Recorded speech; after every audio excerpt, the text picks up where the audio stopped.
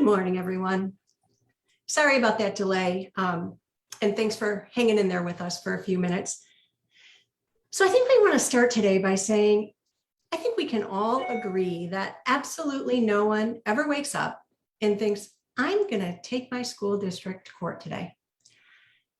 So thank you all for taking your time to join us here today and hear the story of a mom who was absolutely forced to do just that and take on Hillsborough County in Florida. And now she has an order from an administrative law judge agreeing with her position that the school district did not provide her daughter with a free and appropriate public education, known as FAPE. Moms move mountains. And in a few minutes, we're going to introduce you to Jacqueline Kenny to discuss her due process complaint. But first, we're going to give you a little background that the judge found relevant in more of her 30 days of hearings filled with 29 witnesses and lots of documents that were submitted into evidence. And then we'll pivot to Jackie to talk about her complaint and the judge's ruling and how that district is complying, or maybe not, with what the judge ordered. I'm Sue Meminger, and Susan Majors, can you please give us some background about what led Jackie to file her due process complaint? Absolutely. Hi, welcome everybody. And Jackie, thanks so much for joining us today. We are really happy to have you with us. We're happy that you prevailed, and we're really sorry that this is where you had to go to get an appropriate education for your daughter. So where did this journey begin? In New York, that's where Jackie's from. Her daughter was diagnosed with global apraxia when she was 3 years old, which is a rare neurological disorder that affects a student's motor planning. Many of the witnesses in the hearing described it as the brain sending frayed or mixed signals. And for Jackie's daughter, it affected her mouth when she was speaking and her hands when she was trying to write. Without fail, everybody described her daughter, though, as smart and friendly and happy and a hard worker. But the judge noted that her speaking challenges were severe and profound. So it's important to know that Jackie is not an educator, although she is educated. She has a master's degree in counseling, but she is a parent that had to navigate through the school system to get her child what she needed. When her daughter was in New York, she was found eligible for an IEP under other health impaired, and she received individual speech and language therapy, occupational therapy, and physical therapy. They were focusing on gross as well as fine motor skills, and really there was no reason to believe those services wouldn't continue when Jackie moved to Florida. But just to make sure, she reached out to the district before moving and confirmed that they offered those same kind of services and that the IEP would be able to be transferred. She was assured that that was true, and so she moved here to Florida.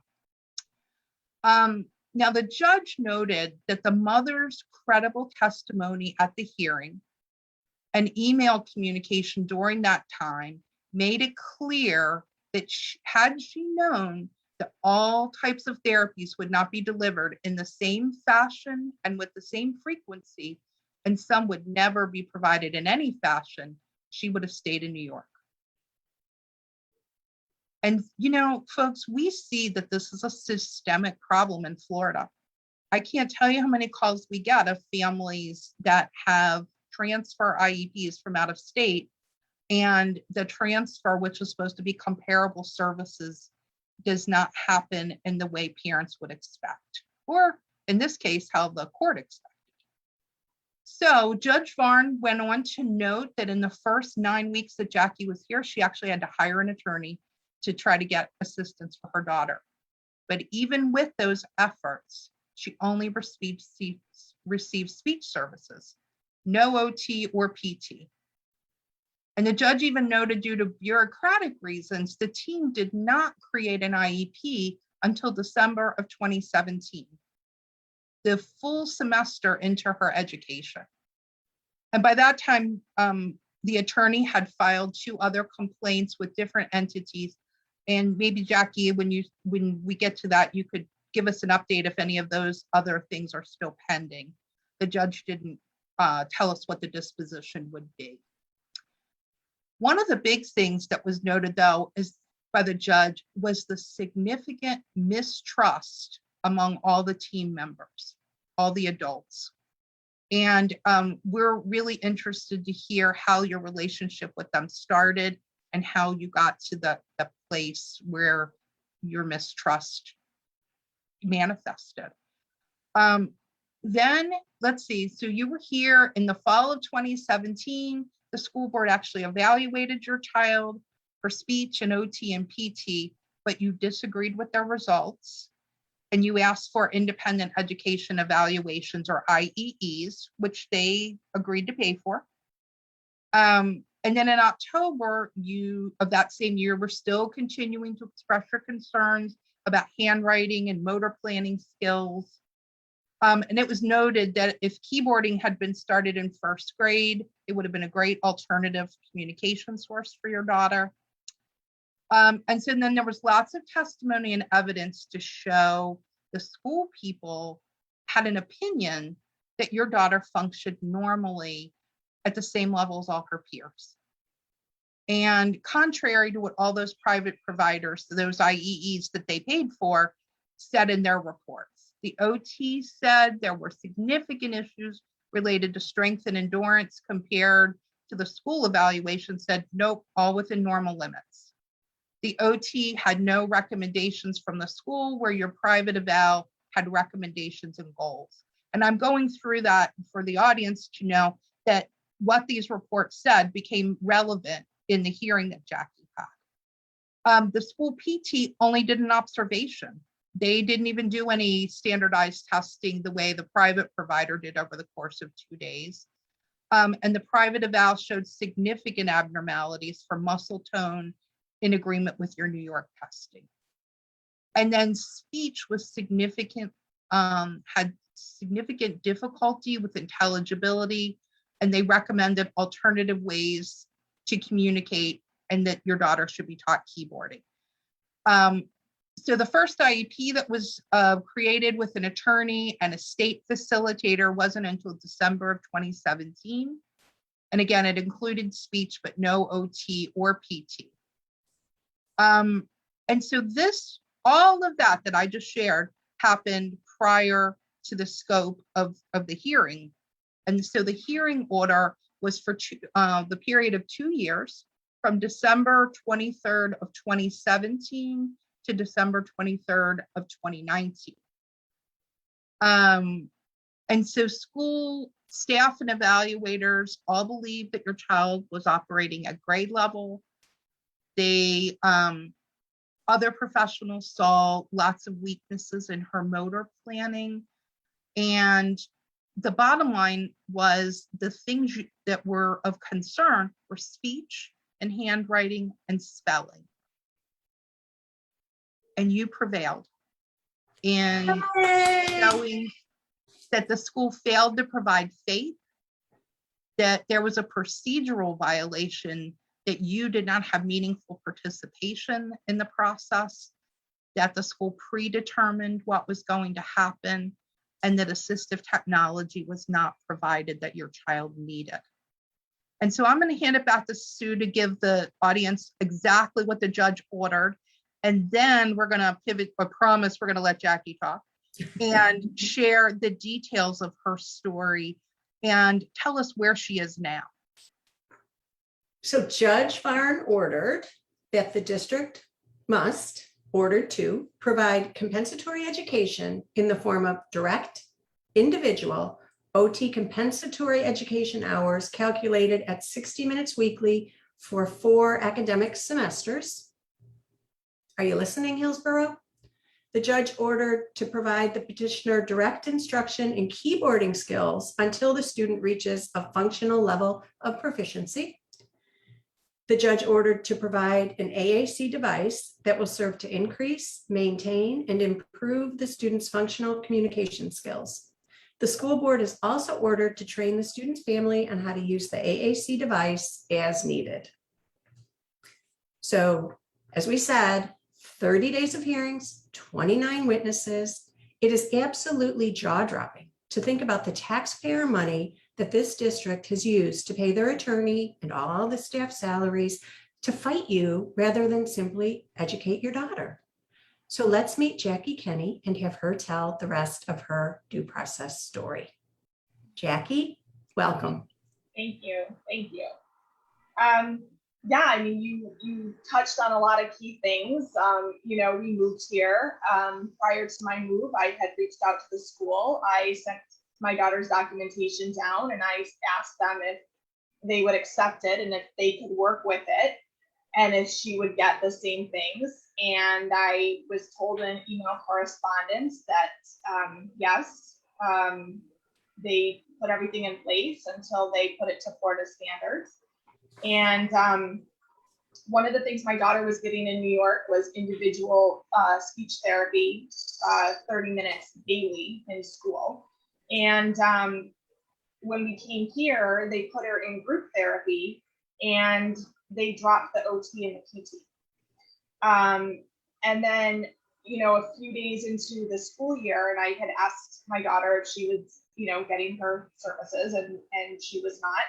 So I asked for a meeting, or no, I sent an email and asked when they were going to start, and they wanted to have a meeting with me. And so I explained that there's no need for a meeting. They just needed to implement what was on the transferring documentation. They said we needed to meet. So I went in and I met with them. There was no general education teacher at that meeting. I was told if I wanted her to have individual speech therapy, she was going to be pulled out of math and ELA. So obviously, that didn't sit well. I did hire an attorney. They did write a state complaint. I wrote a couple of state complaints myself after that. We went for a meeting and, there were a lot of people there. A lot of my meetings, there's at least a dozen people around the table, district level, down to school level. And they wanted to do their own evaluation.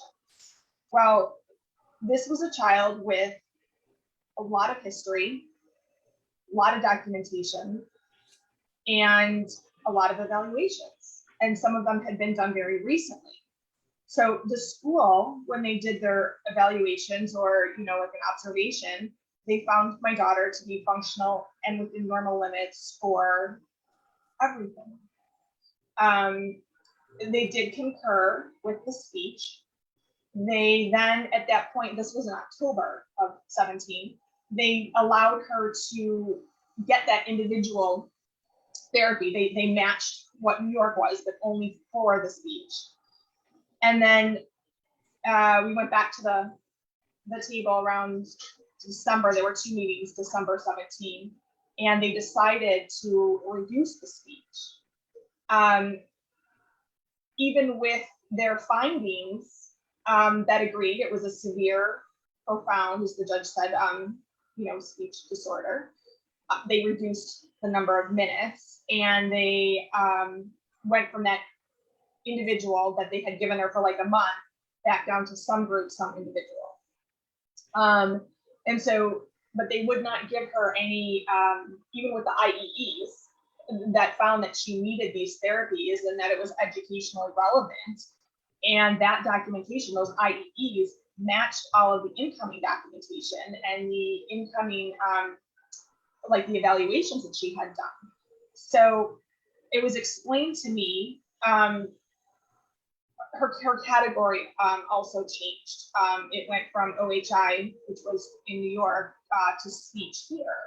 And I was told if I wanted that OHI classification for her to be considered for the OT and PT, they had to validate the documentation.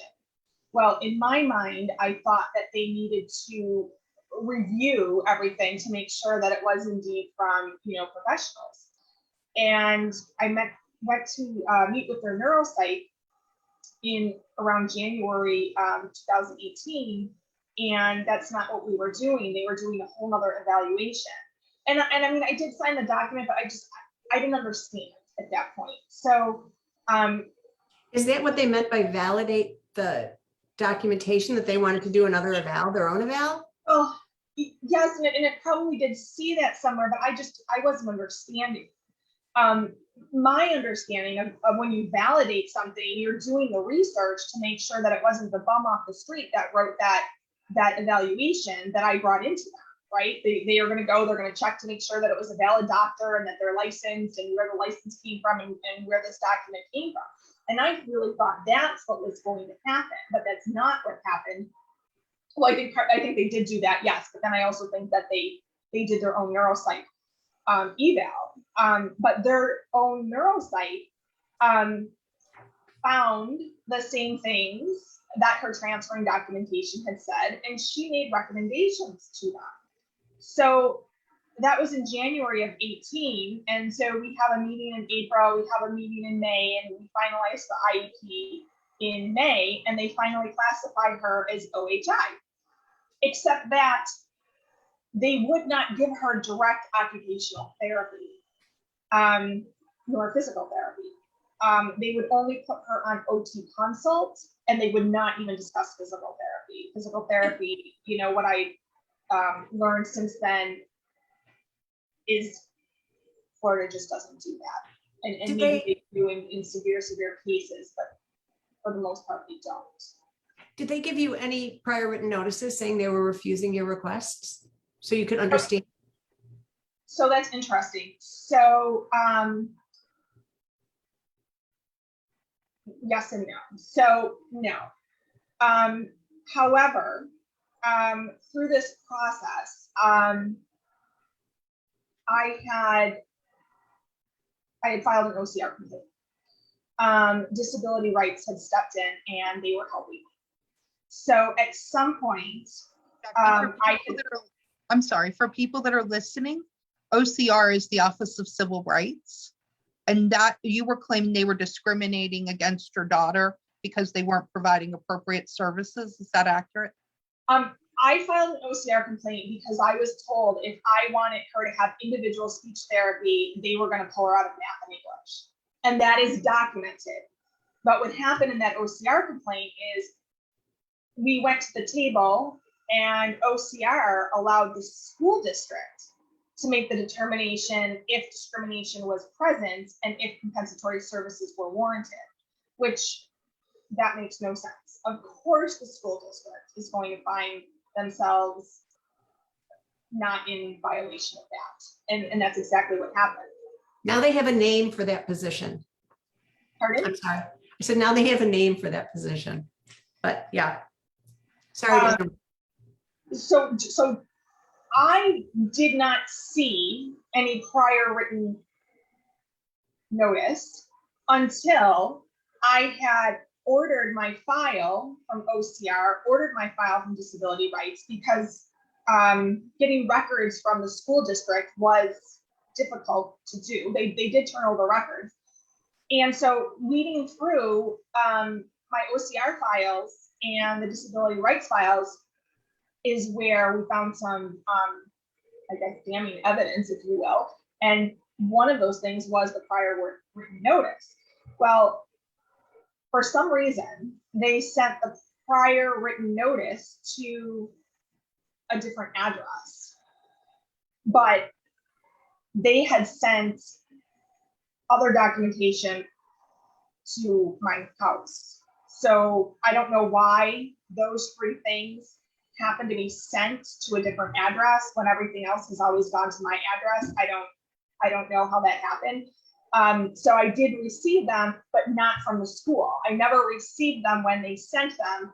I received them through these files that I came across. That's how that happened.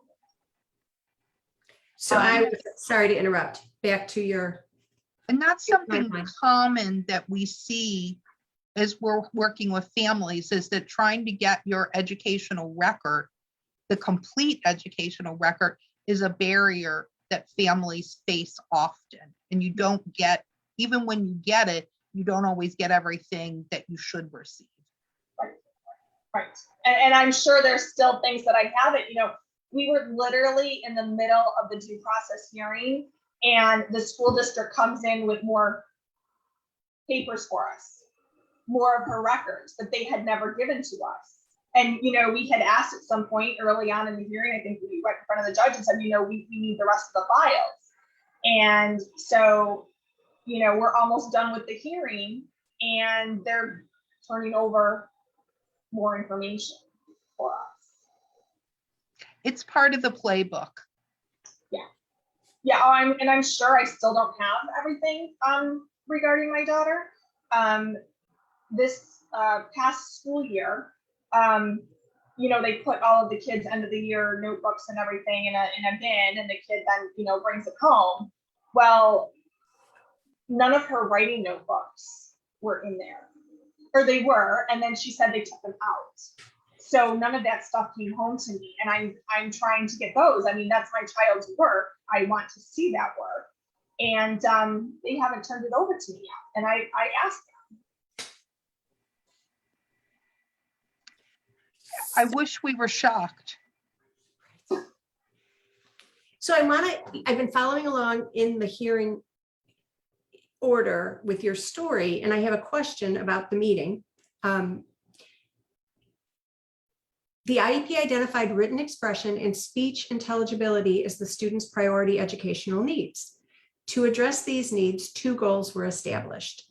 The spelling goal from the previous IEP was increased from 0.5 to 0.75 frequency, once again measured by a nationally normed writing assessment. Did they give you data to increase the spelling goal? How did that happen? Wait, there's something that the judge says in there. No, so where is that? Because there's something very funny. 53. 53. No, the order only goes up to page 4. Oh, number 53. Mhm. Okay. Yeah, because it's very funny what she says. I think this transitions into her finding that many of the district employees were particularly defensive or had no memory. It was clear by what was presented, the judge was seeing what was occurring and how you had been treated. But this was specifically talking about the IEP. And in my opinion, So what her concerns would, yeah. there's something super funny though. They say nationally normed writing assessment, but the judge it's like I could see her chuckling because somewhere the first grade teacher says that there isn't any, and I don't know where that is. It was earlier in the order. I remember reading that the judge was like, well, the first grade teacher didn't think there was any writing assessment. Right. And then they tied the IEP goal to the writing assessment. Yep. Right. So what they did with her, and so I thought there was going to be some special, not necessarily method, but technique, I don't know, something to help the spelling increase. And all they did was Words Your Way. And they did that in first grade, second grade, and third grade. And so the only data that they gave me to show on how she was doing with spelling was a Words Your Way test. It's like 2 pages, that's it. And the scores, it was like, I don't know, a 7 out of 63. I mean, it's something crazy. I don't know where they got their data where she went from a 0.5. Well, I guess that was the goal, right? Increase from 0.5 to 0.75. I don't know.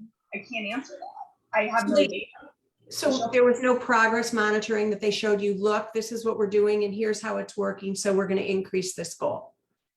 No, the only thing that they did that they gave to me was Words Your Way. And that was never anything where she did well. She bombed it, if you will, every time she took it. And it was given first grade, second grade, third grade. So we're going to keep doing what we've been doing that hasn't worked, but we're going to tell you that this is normal. Yeah. Okay. I think then now they completely took that away, that 0.75. That's no longer in the IEP. Yeah, that was one question we have as we go through this. So then the first grade teacher testifies and the second grade teacher testifies, and they try to say the problem was really there was just no support at home. You know, Oh yeah. Oh yeah. The principal, that's one of her famous lines, is that mom doesn't help her with her math homework at home. But you know, I'm educated, you know, my family's educated. You know, in New York, she went to an academically driven private school. I want my child to succeed. And, you know, we see that when kids aren't succeeding in something, we see that mental health breakdown with them. And so I'm doing everything I can to help her. Now, do I know all of the techniques for spelling? No, of course not. So the way I taught her spelling was the way I had learned spelling. It might be different now. I don't know. But we would work, and I would give her mock spelling tests at home. I gotten her a math tutor for help. The third grade teacher was great, and my daughter would go in the morning, and she would, you know, work on some math with her in the morning. But yes, there was a lot of blame that the school has put on me, saying that it's my fault. But what are you teaching my child in school? I'm going to back up before we get to third grade. We're going to go back to second grade, where the judge noted the ESE teacher for second grade was similarly defensive during her testimony. All kinds of reasons why things were going wrong. But the judge noted, interestingly, the IEP contained monthly OT consultation with handwriting guides and tools when there was, according to the teachers, never a need for them. Their collective opinion in lockstep and contrary to independent professionals was that the student's handwriting was always legible. So I thought that was an important note from Judge Varn. Yes, and she goes further to say that their own neuropsych noted deficiencies in that area. So here the team, the school team, and they refer to themselves as the school team, right? Because it's not one team at the table. We all know that. There are two teams at that table. And the school neuropsych gave them recommendations specific to these things. And they shut her down as well. This was their own person. And they didn't take a lot of what she was saying into consideration as to what would help her. Again, sadly, I wish we were shocked. Sorry, Susan. No, I was going to say, who was the person, or was there a single person in your team that turned out to be the decision maker for the school team? So they had their assistant director of compliance has been in the majority of my meetings. I think she didn't come maybe the first couple, but for the last few years, she's always there, and she's leading that meeting. To the point where sometimes it goes around the table and, you know, she'll say something with her head nodding, and then, you know, around the table, every head starts nodding. Okay. So I think that that's important for parents that are listening to this, that that's what we see, is that there is usually somebody in the meeting that's kind of orchestrating the response. And then you will see that kind of cascading agreement that happens around the table. So now I'm going to bring you to third grade. And what is noted here is during the period of August 19th, 2019 through September 6th, 2019, the student was provided a computer in the classroom. No one had at this juncture taught the student how to type. Not surprisingly, the student refused to use the computer for writing because she had no typing skills. So do you want to talk a little bit about that? Yeah, that's humorous. So she was given an assistive technology assessment. And so they try out, you know, different devices. And what they did was they took a keyboard and they put it in the room. And she was free to use that keyboard whenever she wanted to. Well, we took the position that you have to teach her how to use the keyboard. You have to teach her how to type. Where do the fingers go? Or they're going to be hunting and pecking, is what they call it. And that's going to take longer. You have to teach the child how to type. And so we had many meetings. So of course, what came out of that assessment, again, she doesn't need it. She didn't use it. She never used the keyboard.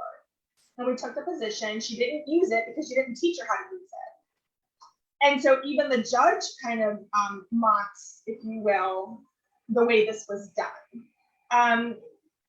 And the judge said, of course the child is going to prefer to write because she was probably writing since she was in kindergarten or before that with a pencil. So of course that's what she was going to choose to do. And so that's why the judge ordered that they need to teach her how to type. But it was just so humorous in the meetings, how, as common sense as that is, you need to teach the child to do something that in lockstep, they didn't feel that you needed to teach the child how to type. I mean, it's bizarre, and I can't believe that these people are not smart enough to realize that. So I'm going to give them a lot more credit and say, you are smart enough and you know what you did was wrong, right? Because they can't not know that. You have to teach them how to use something in order for them to use it appropriately. Well, we'll get there. We'll get there. So one of the things that I see with assistive technology that students are issued often is that nobody is trained how what to do with the devices, the child, the teacher, the parents. And so then it's not used and they go, well, the child must not have really needed it because look, they didn't use it.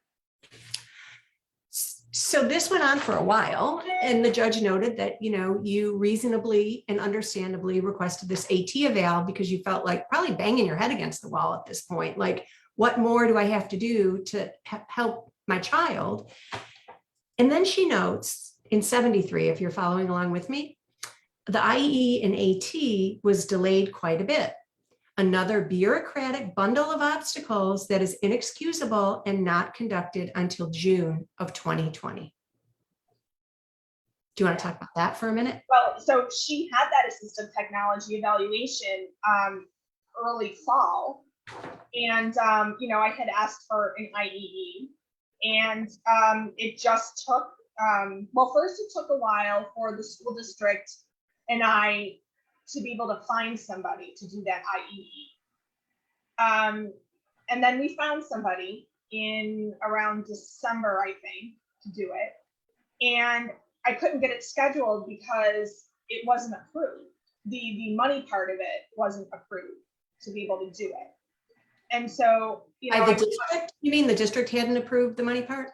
Right, the district hadn't approved it. They were waiting for a purchase order, I guess, from somebody, and they dragged their feet. And so, I had it scheduled to be done, and then I was told from the district, don't have the AT eval because it's not approved yet.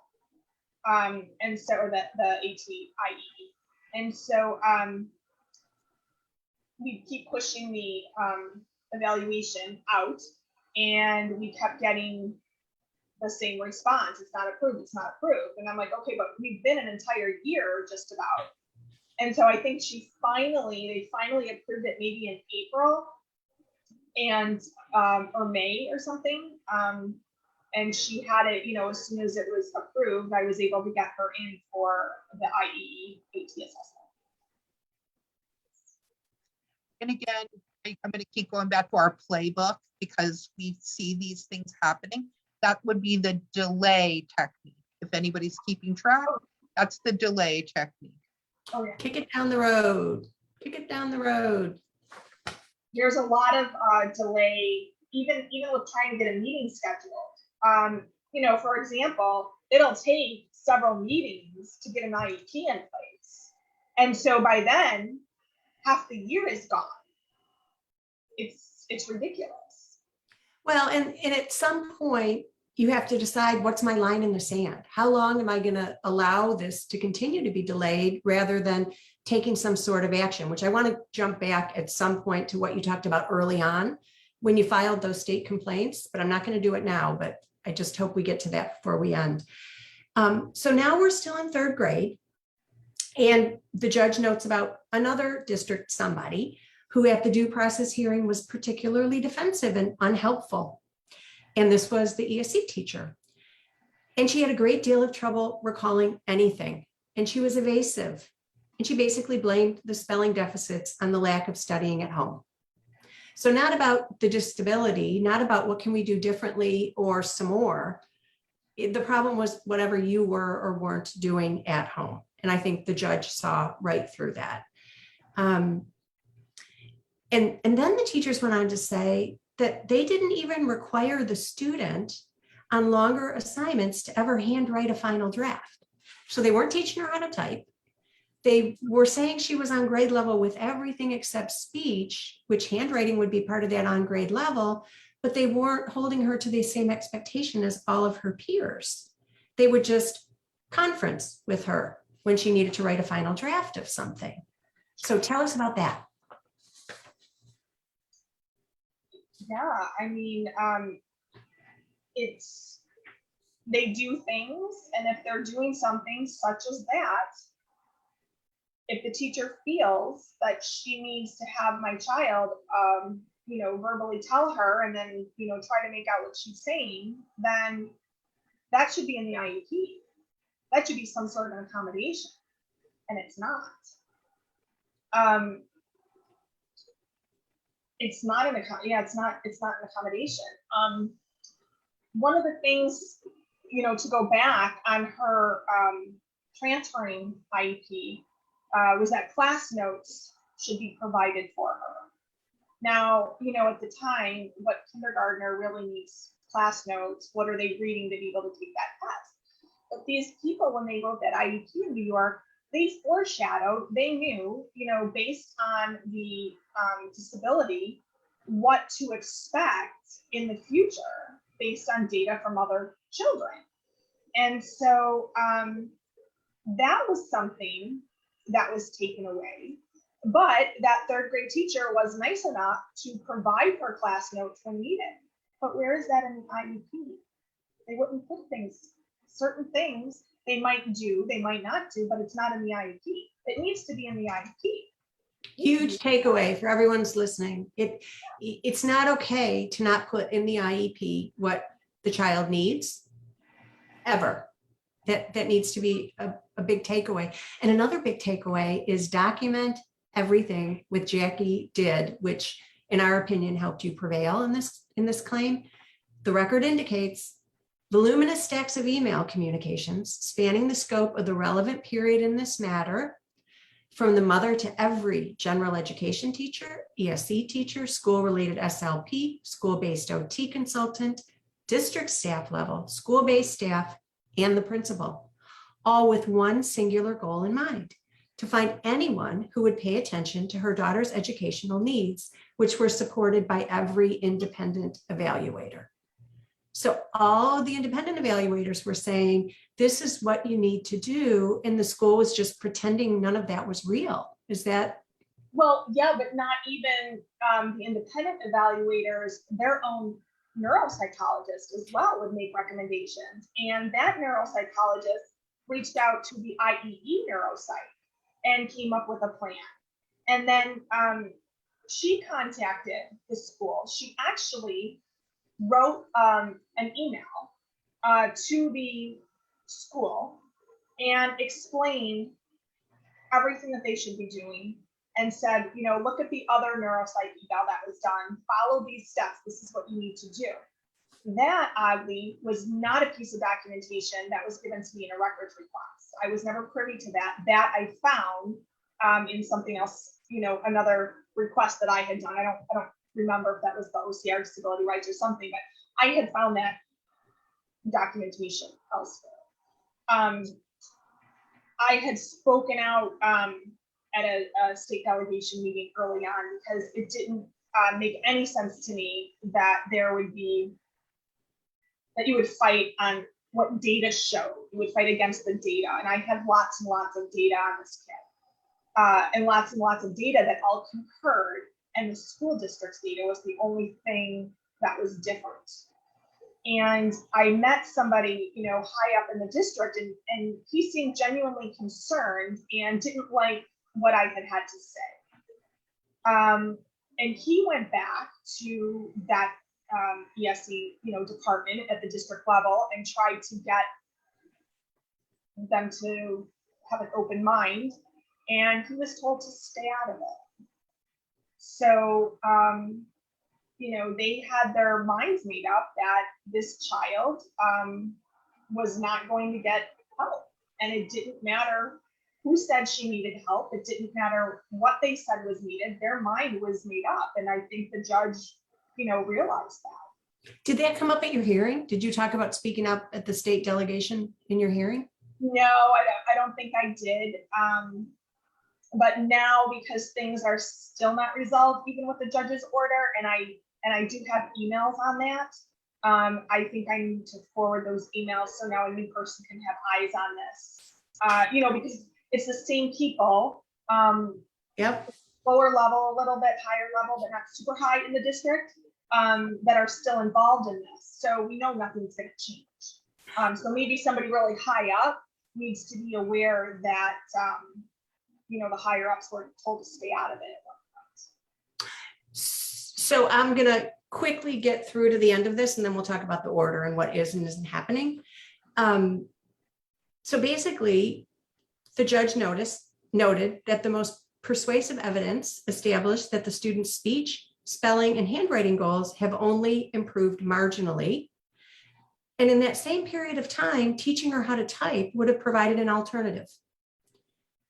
Further on to note that the team should include an AAC device in the next IEP to meet the overall communication needs, which include significant speech, spelling, and handwriting challenges. She's a smart girl.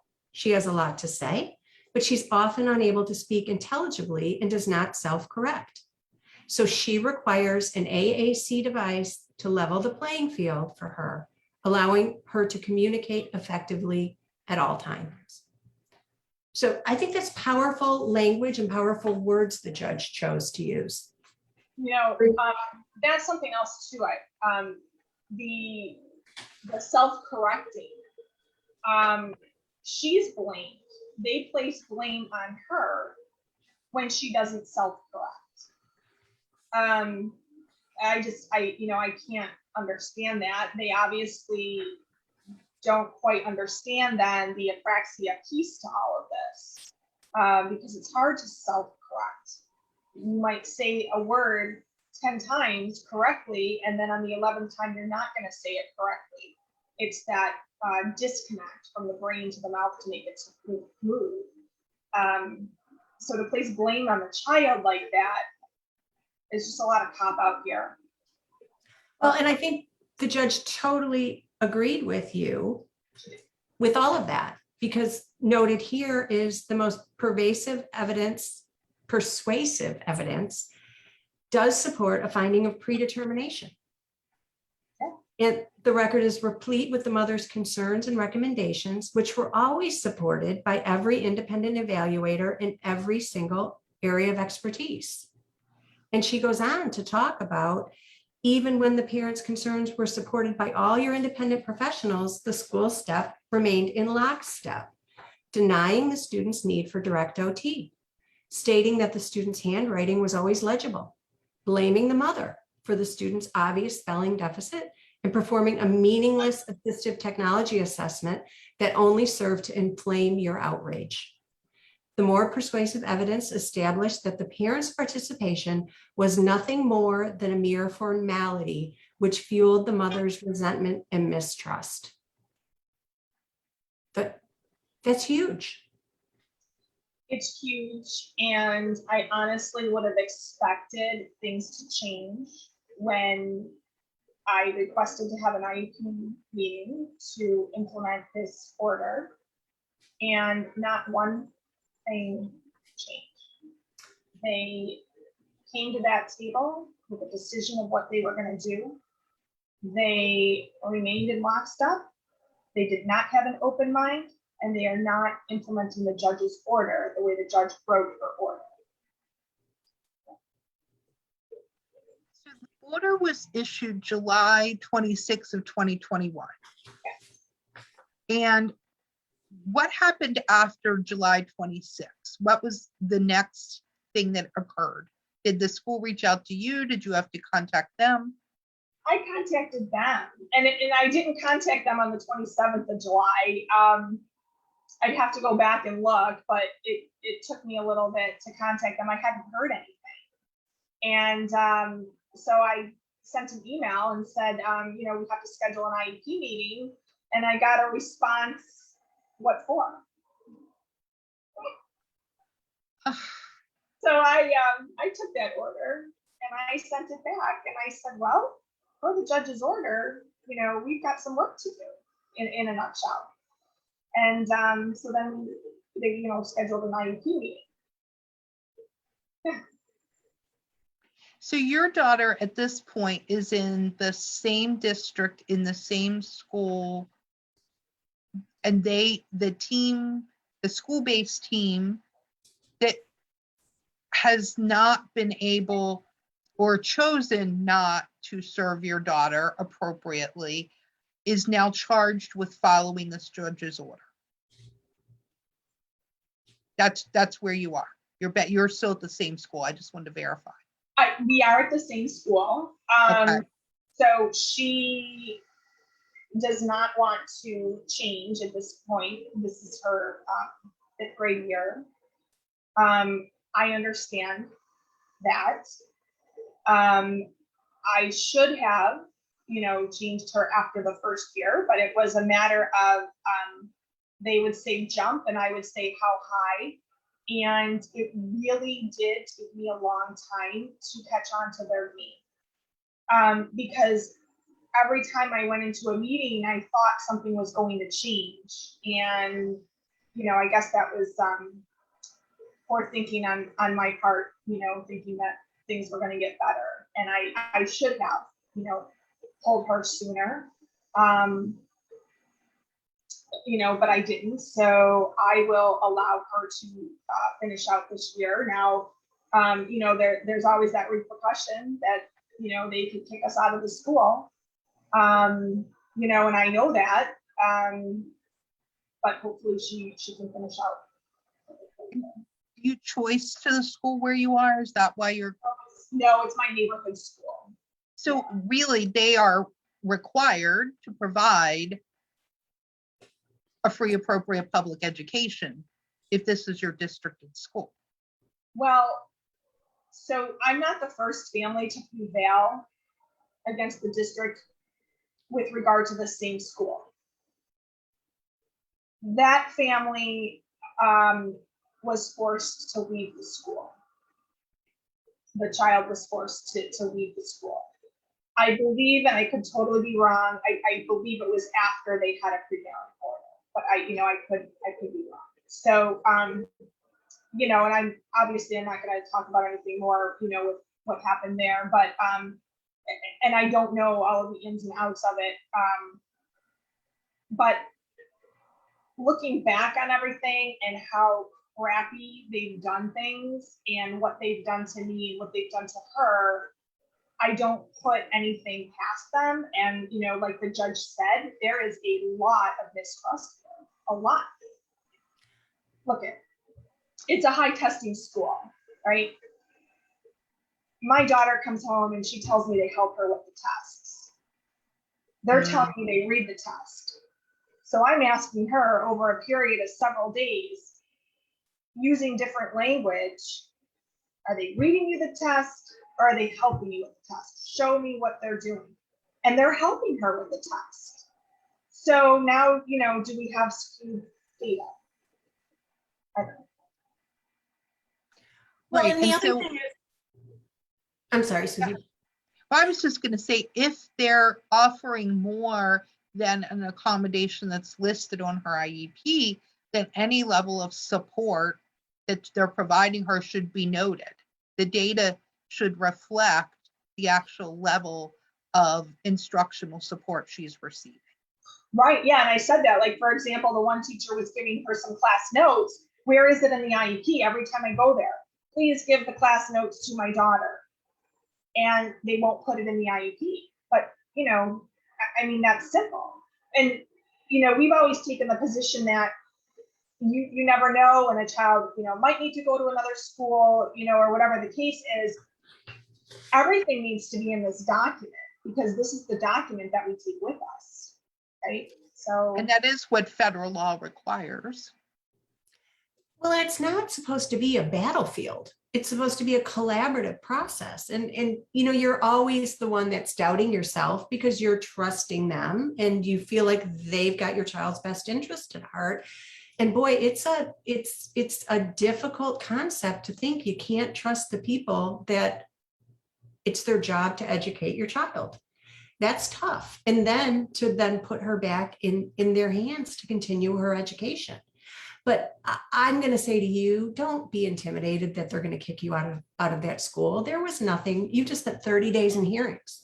There's nothing to say that they can't accommodate her. They're just choosing not to for whatever reason. So you're still put in this very, very difficult position of what do? Do you have to file again to say, look, you know, they sent an order. You should be complying. You've got a judge telling you what it's going to take. You're supposed to be teaching her how to keyboard. Now, did they put that as a service? Was there a keyboarding goal in the IEP? Is there a service to teach her how to keyboard? Were they like, how do we do this? so, you know, and it's funny how the IEP meetings work, and it's funny what the notes end up saying. And so what they wrote in the IEP for the keyboarding was that she was going to be proficient. But the judge says provide direct instruction. So, you know, the other thing is keyboarding is not taught in 5th grade. So, but they have it down that she's going to learn it in the classroom or in small group instruction. But again, it's not taught in that grade level. So it doesn't even make sense. But I kept arguing that they have to say that they're going to provide the direct instruction, and they won't do it. And then they wrote in the conference notes that I wanted them to say something, and then I changed my mind and said no. And so now I have to go back to the conference notes. This is like a full-time job, right? I have to go back to the conference notes, and I'm going to send an email that says, this is not what happened. This is not what I said. Your notes are wrong. This is what I said. And I'll have to put it in black and white. You know, maybe I need to rewrite the IEP myself for them because they don't know how to do it or they won't do it. But yeah, they're not giving her the direct instruction. I mean, you saw it. They put it in a whole different area. It doesn't even make sense where it's listed. Well, and the goal was a little crazy too. And they made it sound like you wanted that partial incomplete sentence put in there that really doesn't mean anything, which I don't know, speaking to you for the last little bit, that doesn't seem to be your style. No, that it's not even a sentence. And a functional proficiency in keyboarding skills. That's not what I said. I said you need to provide direct instruction. That's different than and a functional proficiency in keyboarding skills. But then they can't say, Miss Kenny, we put a keyboard in there and she refused to use it again. And, which is why they need to teach her. And that was the judge's position. You need to teach the child and then she'll use it. But if she doesn't know how. Jackie, because we're coming to the end of our hour, I have two really pressing questions I want to ask you before we have to let you go and manage some more of your crazy life that you have to live because you're constantly having to manage your child's education process. So the first question I have for you, and this is a hot topic in Florida right now, do you record your meetings, or does Hillsborough prohibit that? Interesting question. So at one time, my advocate, who was the deemed qualified rep by the judge for this due process case, at one time she was in an IEP meeting, and she there was a reason why she couldn't write notes. And so in advance, she had asked if we could record the meeting. And because of that injury, there was an injury or something, and she couldn't do it. And so she had asked for a special accommodation. And they said no. And Hillsborough County has a policy on recording, and the answer is no, you can't record. And that is what Hillsborough County's policy is. Is it a written policy? Yeah, I believe it's written because they gave us a piece of paper on their policy. Now, did they just, write it up for that meeting, or, I don't know. Okay, so my second question was, earlier you had talked about filing state complaints. And so we're always interested, because one of the things we see is that our oversight here in Florida isn't as tight as it needs to be, that our, this story that you're sharing about your school and your district is one we hear from many parents across the state. The issues are really similar. I mean, your individual child's needs are individual, but the playbook is pretty common. And so we're wondering about your state complaints and what the disposition of those were. So, okay, so I'll answer that. If I could go back and just talk about the recording for another second. So in this due process hearing, it came out that the speech therapist was recording my daughter on her personal cell phone. She never got my permission to do that. And I know from being a counselor in the schools, that is a huge no-no. You don't record a child's therapy sessions like that. Well, and in a therapy session, there is an expectation of privacy, where in an IEP meeting, there is no expectation of privacy. So if Hillsborough County really has a policy, why the heck are they letting their staff record private confidential therapy meetings? Right. That doesn't make sense to me. Not maintaining the ed record. Yeah. I have a real problem with that. So we'll see, where that goes. Stay tuned. Stay tuned for that one. Stay tuned, yeah. So getting back to the state complaints. So, coming from New York, having helped children pull them in to get, meetings with IEPs with a previous position that I had, this was mind-boggling to me. And so I thought it was newsworthy. And so I said, I'm having a reporter. There was a reporter very interested in this, and she's since then she's done other stories on the special education in the state of Florida. And so I wanted to bring her to a meeting, and they told me I could not. And so I wrote 2 state complaints because there were 2 different meetings where I wanted to bring this reporter, and they told me no. So I wrote the state complaint, and then the outcome of that was, yes, you can bring whomever you want. So I had a reporter come to the meeting with me. And, she stayed for a little while. She wanted to get, her feet wet and see what kind of goes on. And so that's what that was. Yeah. There was one that the attorney had written early on, but the state took the position that they didn't have any jurisdiction over the state complaint that had been written. But that was back in 2017. They say it was outside the date range that with the 1-year date range, or No, the issue itself, they didn't have jurisdiction. the issue itself, they didn't have jurisdiction on. So before we wrap up, I just want to explain where I think you sit right now.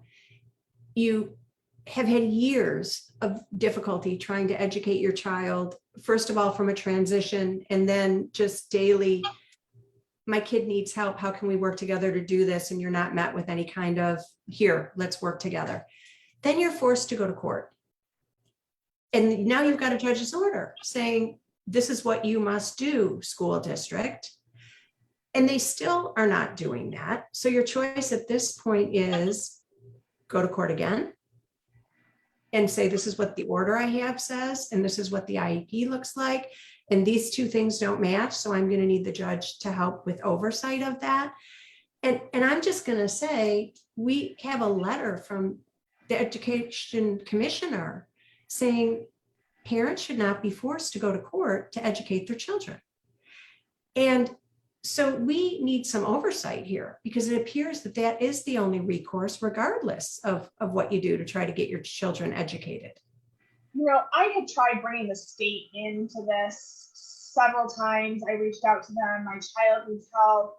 They called the school district, and, you know, the woman assured me from the state she was very forceful, but, you know, I ended up in 30 days of due process. So I don't really have any faith in the educational, in the, you know, state ed department either. And your other option would be, if there was a private school that could do all those things, you could go to due process and say, the public school isn't doing it, judge, I want a private school.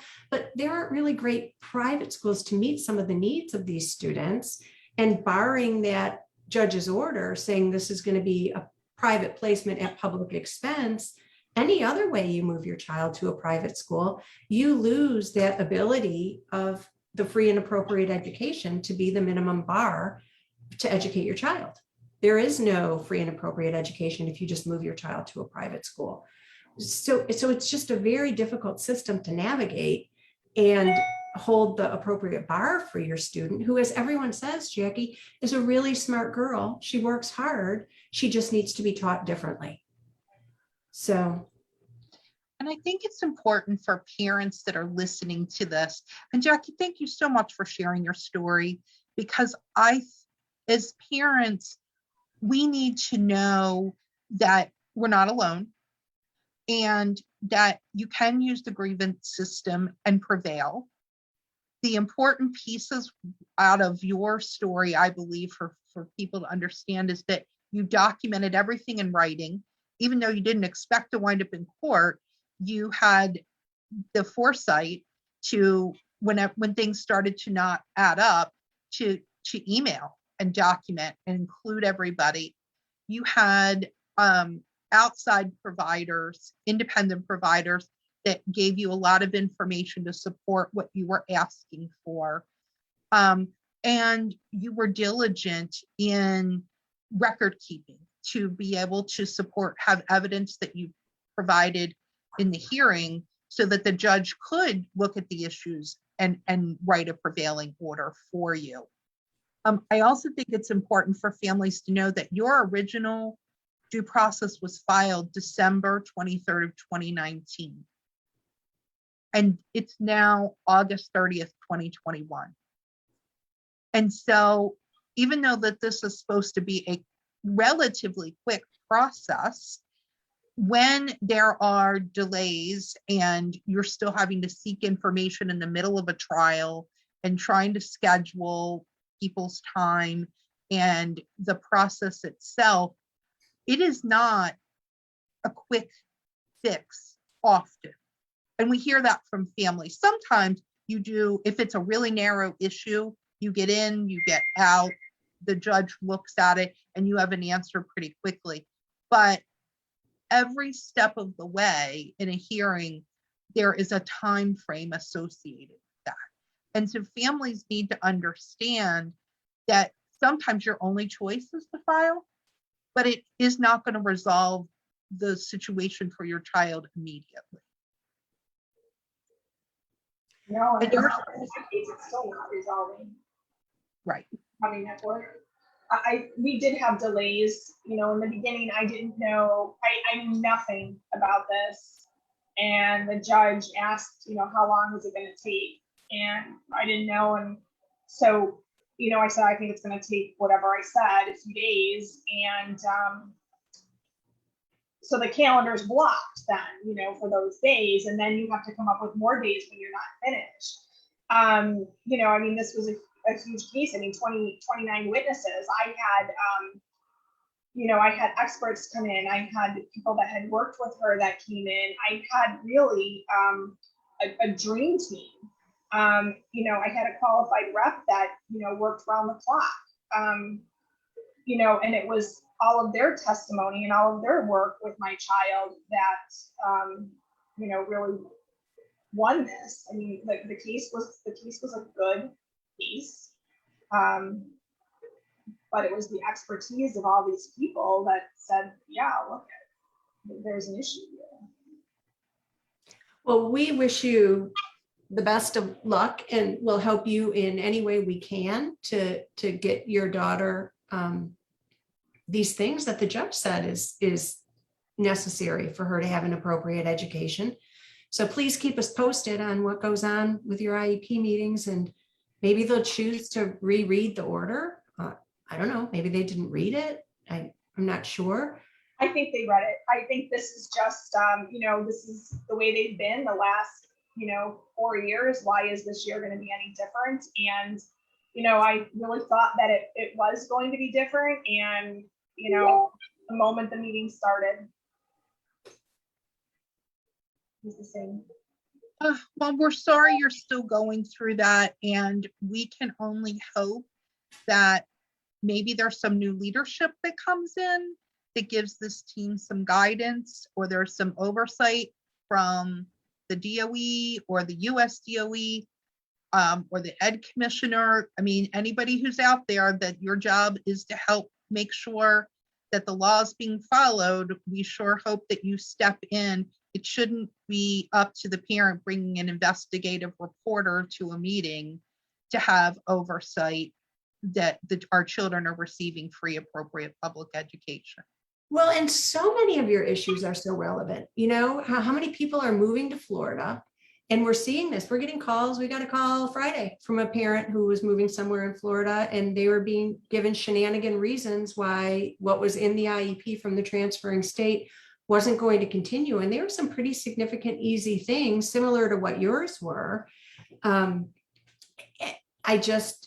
don't understand how we keep having these A-rated schools without giving appropriate supports for students, even when the districts are under monitoring. So something's got to give, exactly what Susan said. But A-rated schools, though, if you have a problem with them and if you want to leave that A-rated school, then you can leave very easily. It's very easy. It's a phone call, and you can leave and you can go to another school. But we shouldn't have to leave. We shouldn't be kicked out. Our kids should get what they need. That's what they're entitled to. That's what the law requires. That's what we as a community expect. And so if that isn't what our public schools are doing, it is time for us as parents and taxpayers to hold them accountable. And thank you so much for taking on that fight for your daughter, and hopefully it will have, you know, broader impact, because I think every time a parent prevails and we have an order and you graciously shared it, it helps create that roadmap for other families to understand how to navigate this process, because it's not simple, and it's certainly not quick, but, you know, hopefully at the end of the day, you will get to a place where your daughter is getting the services that she needs. So thank you. Thank you. It has been wonderful to be here with you on a Monday morning, and we appreciate your time. And for everybody that joined us, Jackie, if there's questions out on Facebook afterwards, will you pop onto our page and weigh in, and we'll send you any questions we get if you're willing to entertain them. Absolutely. Absolutely. Okay, wonderful. All right, well, Sue, it's been a great morning, and we love when we have families that join us here on Zoom, and hopefully there's a little warrior moms. Warrior moms. Not easy, Yes. but we're so proud of you. Yay. Thank you. Have a great day. Thanks. See you soon. Bye.